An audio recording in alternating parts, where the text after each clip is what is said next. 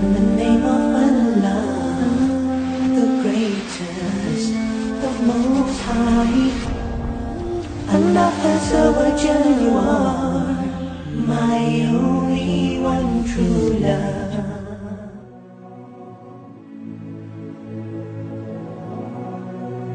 There was a young man who came to the Prophet ﷺ complaining to the Messenger ﷺ. He said to him, Ya Rasulullah, my father takes my money. He always asks me for money.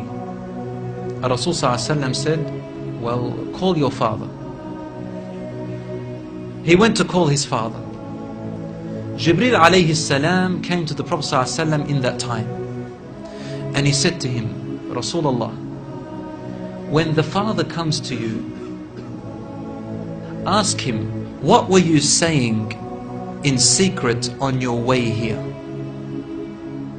Father was muttering something which his son couldn't hear. He said, ask him what he was saying. When the father approached the Rasul ﷺ, asked him, is it true what your son is saying? The father said, Ya Rasulullah, if he only knew what I'm using his money for anyway. I'm using it to look after his poor auntie. She is left without anybody. Where else am I putting it? Only in places where I have to. Using it towards his family. The Prophet ﷺ said, look, I want to ask you a question. Tell me about what you were saying in secret when you were coming towards me here. The father looked at the Prophet ﷺ and said, I made some verses of poetry. Rasul ﷺ said, please say them to me. And he said, oh son, I nourished you when you were a baby. And I looked after you in care as you grew up until you became an adolescent. You lived upon what I worked for and strived and sacrificed in my body and time and wealth, so that you may live healthy.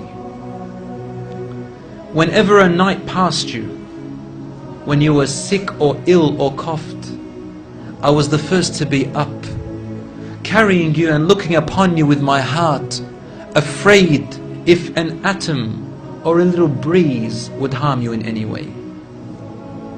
I could not sleep while seeing you sick until you slept, and then I slept. He said, when I ceased to see you sick, it was as if I was the one who was sick and ill, and so my eyes would always overwhelm with tears, but you never knew.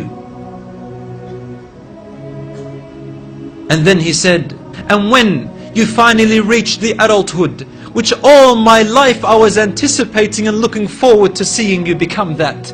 I mean, this is all he's doing, right? He's raising him, waiting for the day he's going to get married, the day when he will get his qualifications and finish, the day when he will get his skill, the day when he can stand on his feet, the day when he will rejoice, until you reach the day when I have all my life anticipated in my heart to see you reach and rejoice. You gave me a reward, and your reward was harshness and frowniness and mistreatment, as if I am the one who owes you and you owe me nothing. The way you treated me is like what a neighbor would treat his neighbor. I wish that you even gave me that. Rasul ﷺ, he looked up at the father, and the father looked at him, and the Prophet ﷺ's beard was soaked with tears. From his emotion, Rasul ﷺ grabbed the boy from his chest.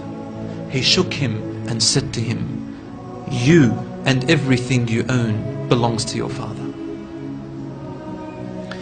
This hadith is narrated in Ibn Majah. Today we see children taking their own parents to court because they took their house or their property. Allahu Akbar.